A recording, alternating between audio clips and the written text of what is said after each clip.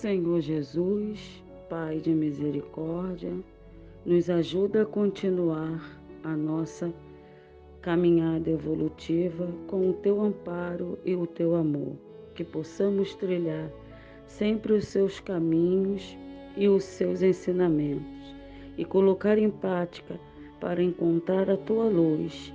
Ampara nossos irmãos encarnados e desencarnados. Abençoe a todos nós. Graças a Deus. Boa noite, irmãos. Graças a Deus.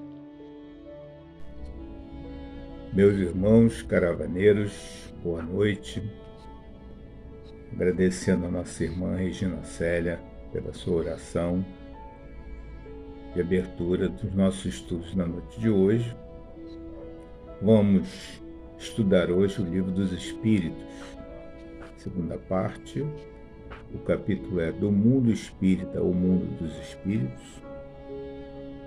A segunda parte e o capítulo é da vida espírita, relações de simpatia e de antipatia entre os espíritos, metades eternas.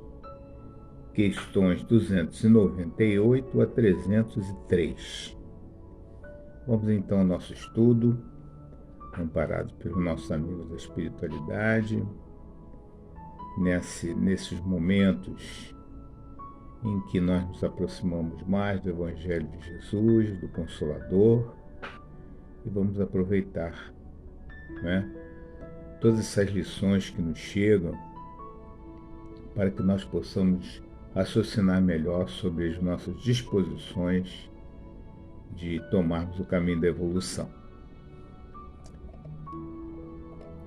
Na questão 298, Kardec pergunta: as almas que devem unir-se estão, desde suas origens, predestinadas a essa união, e cada um de nós tem, em alguma parte do universo, sua metade, a que fatalmente um dia se reunirá?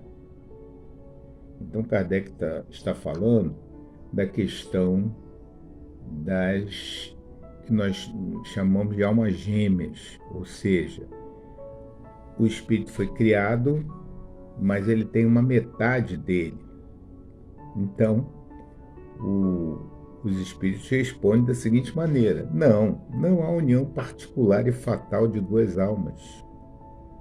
Não se uniram no passado e não vão se unir no presente. A união que há é de todos os espíritos, ou seja, nós formamos uma comunidade no universo dos filhos de Deus. Estamos reunidos nessa categoria de filhos de Deus, mas mantendo cada um de nós a nossa individualidade. Nós não somos dependentes da união com outro espírito, continua o espírito, mas em graus diversos, segundo a categoria que ocupam, isso é, segundo a perfeição que tenham adquirido. Então, essa vivência e esse trocar de energias depende de cada um ter ou não evoluído, estar ou não num patamar de evolução. E complementa ele: quanto mais perfeito, tanto mais unidos. Lembremos de Jesus: eu e o Pai somos um, porque ele já atingiu a categoria de espírito perfeito e está unido a Deus. Mas esse unido a Deus não significa que ele abriu mão da sua individualidade. Deus, é o Pai. E ele é um dos filhos de Deus. E ele está unido a Deus pelas predisposições do bem. Não é? Ele está unido a Deus pela afeição, pela vibração. Não é? Então, como conclui o Espírito? Da discórdia nascem todos os males dos humanos. Da concórdia resulta a completa felicidade. Nós sabemos isso. Nós já viemos estudando isso, né? Quando nós nos afinamos em termos vibracionais com as atitudes do bem, nós estamos buscando a felicidade. Quando nós nos afinamos com o mal, então é a discórdia, a briga, a discussão, e isso, daí, como diz os espíritos, nascem os males humanos.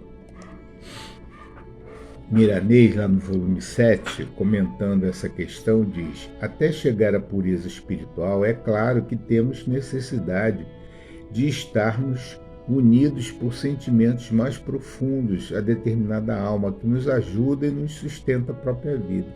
Ao longo das várias reencarnações, nós conhecemos inúmeros espíritos. Uns são mais simpáticos do que os outros.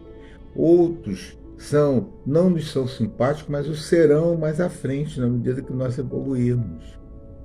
Né? Outros são simpáticos desde o primeiro momento em que nós nos relacionamos, aqui ou em outras reencarnações passadas. Então, isso o Emmanuel vai falar, isso é um segredo profundo. Por que a antipatia, por que a simpatia? Mas tudo isso vai ser resolvido ao longo do tempo por essa maravilhosa dádiva que Deus nos dá, que é a reencarnação. Não há união particular e fatal, porque Deus é Deus de amor, e os espíritos puros são livres, sem exigências e sem ciúmes que possam levá-los à prisão de sentimentos. Então essa união de almas gêmeas, como a gente entende por aqui, um dependendo do outro, né? Um sempre ligado ao outro, né? E isso não proporciona liberdade para nenhum dos dois. E Deus não quer que nós tenhamos falta de liberdade, né? Nem quer que nós tenhamos ciúmes, que é um sentimento negativo, né? Nem quer que nós vivemos em exigências, né? Então essa união não existe. Isso não existe no universo, né? Vamos em frente. Procuremos experimentar, deixar fluir o amor puro, fora do lar, atingindo os que sofrem fome, sede, nudez e para toda a natureza. Quando ele bota toda a natureza, ele fala em plantas, em animais, né? Nas formações que a natureza linda da Terra nos apresenta. Deus nos presenteou com um planeta muito lindo, muito elaborado, muito trabalhado na beleza, não é? E ele fala aqui para nós não ficarmos somente usufruindo esse amor entre dois seres, como diz as assertivas do conceito de alma gêmea. Vamos extrapolar esse amor para fora dos nossos lares, para fora das nossas relações, porque há muita miséria na Terra, né? Se a gente bota o pé na calçada, a gente já vê a miséria. Se a gente olha a televisão, a gente já vê a miséria. Então, isso é que precisa ser resolvido, né? Enquanto estivermos por aqui. 299. Em que sentido se deve entender a palavra metade? Em que alguns espíritos se servem para designar os espíritos simpáticos. Quer dizer, isso é uma metáfora, né, que alguns espíritos usam para dizer que aquele outro espírito lhe complementa. Então o espírito responde: olha só, isso é uma expressão inexata. Se o espírito fosse a metade do outro, separados os dois, estariam ambos incompletos. É feito uma laranja. Se a gente corta a laranja, a gente forma duas metades da laranja. Então essa metade está faltando a outra metade para ser laranja. Essa metade está faltando a outra metade para ser laranja. Então acabou a individualidade. Então a metade de um espírito não teria individualidade de um espírito. Então essa ideia de metade é uma ideia que leva a uma compreensão errada. Há simpatia entre os espíritos? Há entre uns e outros mais do que em outros casos? Há. Isso existe. Mas não que um seja metade do espírito do outro, né? É isso que ele está falando. Miranês nos fala: Jesus dirige o rebanho da terra, nós todos somos suas ovelhas. E cada uma, mesmo individualizada pela formação, está ligada às outras pelo amor de Deus. Então ele amplia esse conceito de ligação, ou seja, nós estamos ligados somente àquela que a gente intitula alma gêmea. Nós devemos estar ligados, como a proposta do cristianismo, a toda a humanidade. Todos juntos formamos uma corrente divina e cada criatura representa um elo. Estamos presos uns aos outros pelo amor. Veja só, não estamos presos só como individualidade de espíritos pelo amor, mas nós estamos presos a outras formações da criação divina, como os animais, como as plantas, como os elementos da natureza. Todos nós estamos ligados, porque essa ligação é fruto do amor que nós devemos manter e que existe dentro de nós, embora muitas vezes nós não nos esforcemos para desenvolver. Essa centelha de amor que existe dentro de nós é uma centelha divina. Na medida que nós vamos desenvolver, nós vamos ver, por exemplo, Francisco de Assis amando os elementos da natureza. Ele não amava somente a Clara, né? Que hoje nós chamamos de Santa Clara. E ele tinha uma profunda simpatia pela Clara, mas ele também amava todos os elementos da natureza. E essa ligação, Jesus já apontava para nós como nosso futuro. Pergunta 300. Se dois espíritos perfeitamente simpáticos se reunirem, estarão unidos para todo sempre ou poderão separar-se e unir-se a outros espíritos? Quer dizer, então, Kardec está estabelecendo aí uma questão temporária. Unir para sempre, eternamente, essa união? Aí ele fala assim, todos os espíritos estão reciprocamente unidos. Todos os espíritos, nós estamos unidos.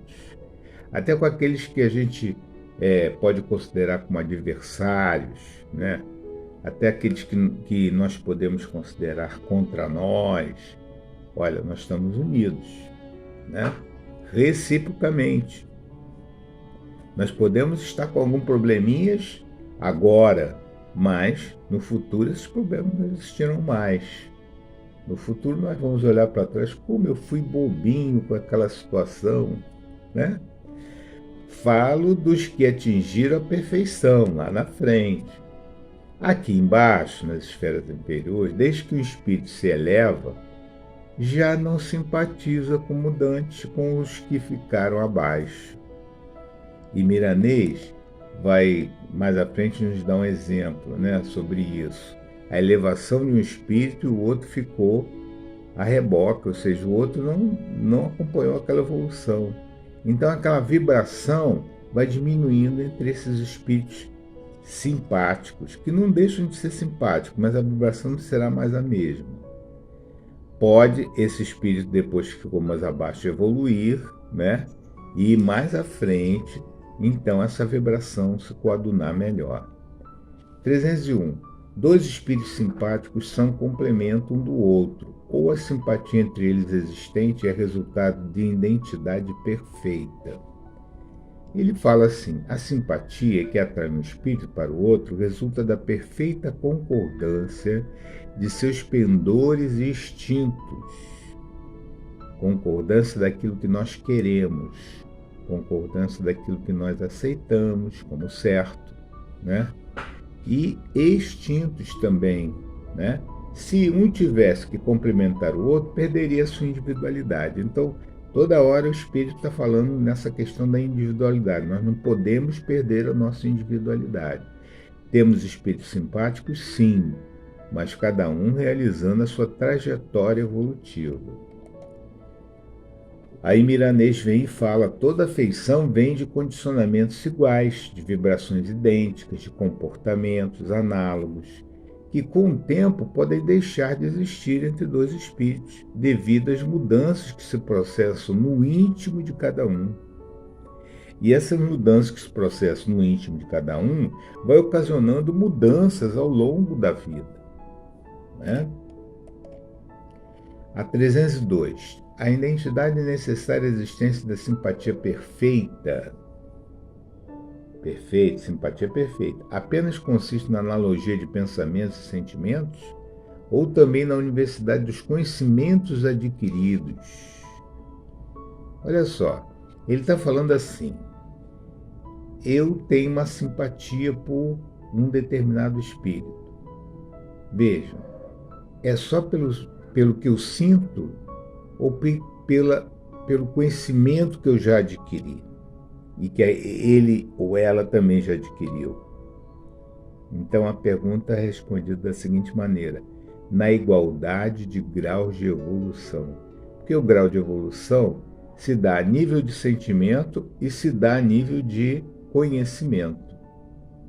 Então, dependendo dessa igualdade de graus de evolução entre os dois, é que se dá essa simpatia perfeita, que vai acontecer mais à frente e vai ser construída ao longo das reencarnações. Olha só o que o Milanês nos dá como exemplo. Pode acontecer que o espírito tenha tomado para sua satisfação ou escolhido para o seu maior esforço um modelo moral. E como queiramos entender, o seu companheiro ou a sua metade temporal, como queira entender, ou a sua alma gêmea, né, tenha tomado o rumo da ciência. Então, um escolheu a moralidade, ligado às coisas religiosas, né, às coisas do espírito, né, a reverência a Deus, e o outro não tem nada a ver com isso. O outro é cientista, muitas vezes é materialista, né? Aí ele vai falar assim: é claro que a simpatia por ideal esfriou entre os dois em serviço, que tem o mesmo objetivo de crescer e prosperar. Cada um está crescendo numa área, um crescendo numa área do conhecimento, o outro crescendo na área da moralidade e do sentimento. Mas, neste momento que estão fazendo determinados caminhos de crescimento, essa simpatia vai diminuir, né? Porque a gente ainda tem muito dentro de nós coisas negativas, e essas coisas negativas muitas vezes não vão ser suficientemente trabalhadas para que nós possamos entender essas diferenças, né? Mais uma vez, orgulho, vaidade, presunção, né? Preconceito, vai falar mais alto, e se nós não lutarmos contra isso, nós vamos sofrer. E essa simpatia entre os dois vai causar um sofrimento e vai também se esfriar, né? São nuances da própria vida, ambiente onde a liberdade deve e pode agir como sendo a felicidade das criaturas de Deus. Se um quer desenvolver intelectualmente e o outro não quer desenvolver intelectualmente, mas em sentimento, se os dois são felizes assim, que se compreendam, que se entendam, né? Que busquem a felicidade como criaturas e filhos de Deus, que estão em patamares de avanço diferente. Jesus deixa que aconteçam essas coisas para que os espíritos não fiquem dependentes uns dos outros. Olha, ele agora vai entrar no terreno da dependência, que entre duas pessoas é muito comum, mas que venha em vivência com todos para que o amor universal possa alimentar a todos na visão cósmica do Cristo. Nós só somos dependentes de Deus. Isso é importantíssimo, né? Nós não nos prendermos e não prender. Nós ainda temos um conceito de amor, um conceito de posse, né? A minha esposa, o meu marido, o meu filho, o meu neto, né? Isso é uma questão de posse. Nós sabemos que cada um tem a sua trilha. Nós devemos amar, devemos, mas sem o sentimento de se apossar, de dominar, ou de ser dependente ou de fazer dependência. Nós, como disse aqui Milanês, Só somos dependentes de Deus, né? 303. Podem tornar-se de futuros simpáticos espíritos que presentemente não o são? Quer dizer, hoje eu tenho uma rusguinha com alguém. Eu lá na frente posso ser simpático a ele e ele a mim? Então, todos o serão. Aí já respondeu, né? Todos um dia, quando nós atingirmos um estágio mais adiantado, nós seremos simpáticos a todos e todos serão simpáticos a nós. Um espírito que hoje está numa esfera inferior ascenderá aperfeiçoando-se em que se acha tal outro espírito.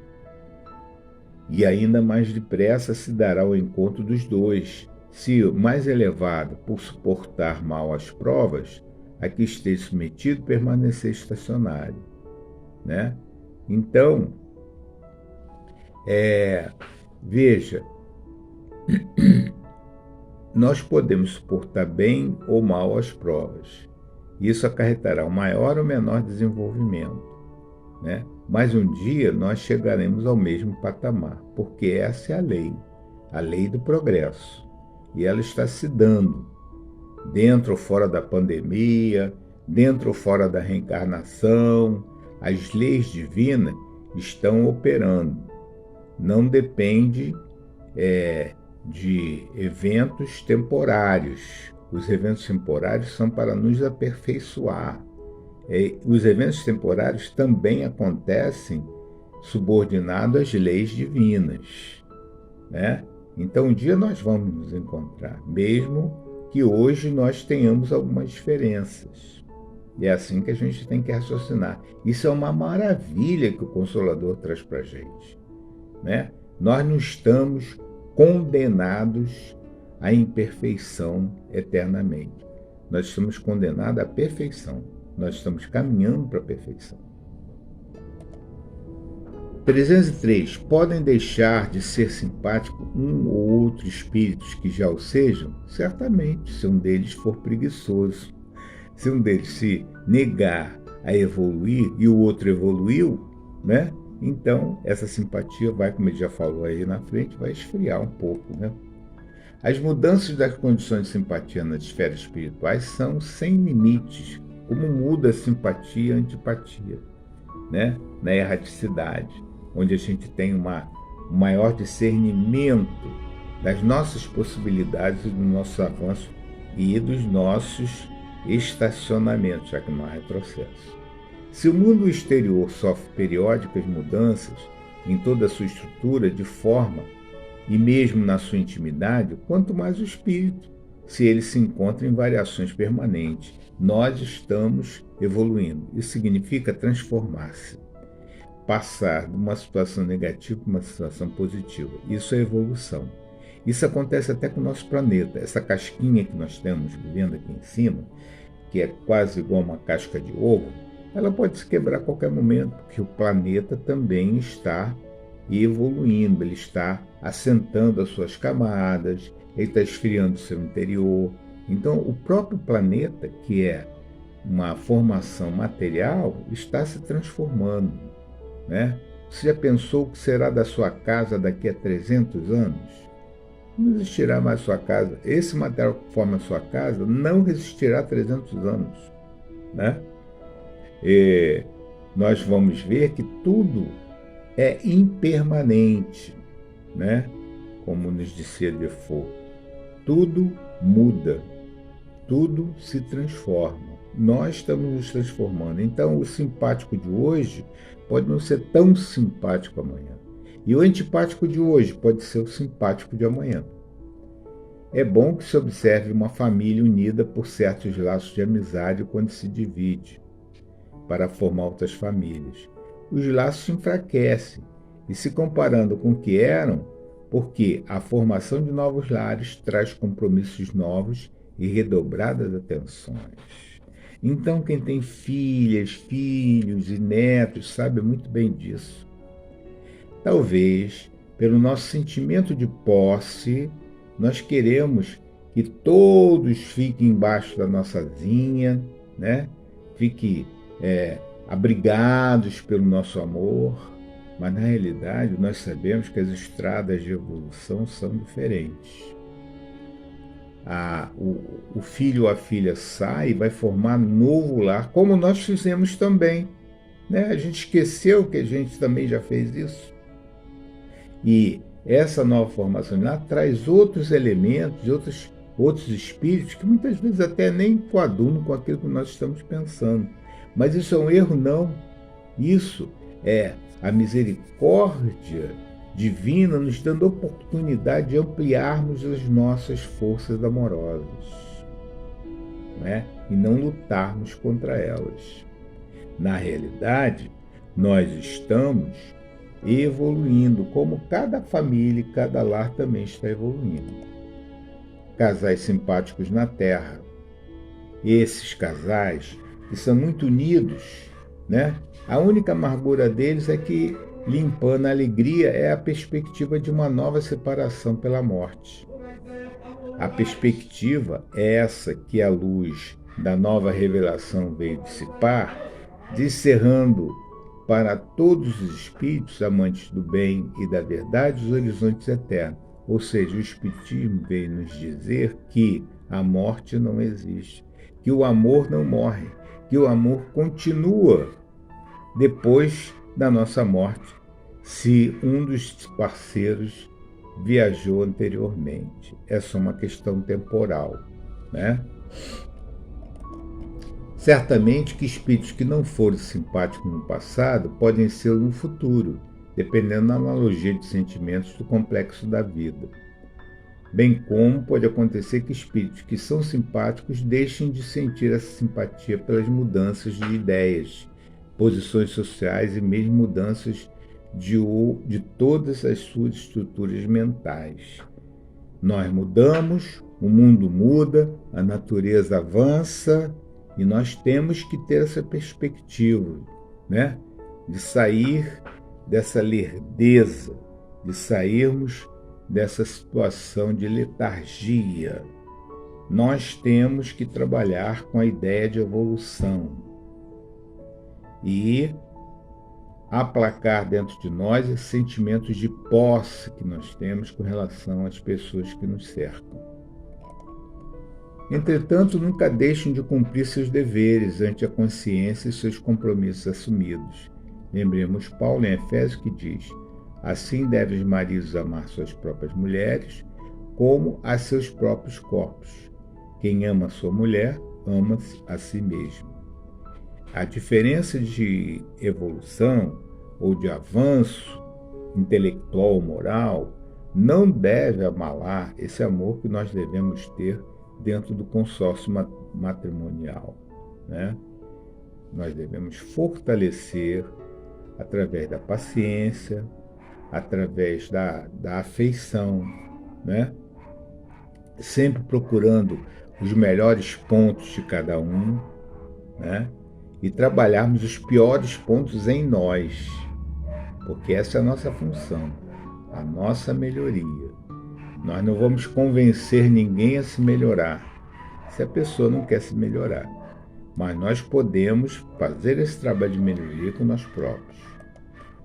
A teoria das metades eternas encerra uma simples figura, representativa da união de dois espíritos simpáticos. Esse é o comentário de Kardec ao final, né? Trata-se de uma expressão usada até na linguagem vulgar, em que se não deve tomar ao pé da letra, né? Isso é uma figura, uma expressão, alma gêmea, metades, isso são expressões que na realidade não acontecem.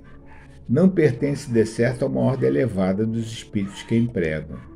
Necessariamente limitados, sendo o campo das suas ideias, exprimirão seus pensamentos com os termos a que se teriam utilizado na vida corporal. Então, uma forma de alguns espíritos se expressarem usando a linguagem aqui da Terra, mas que não é preciso.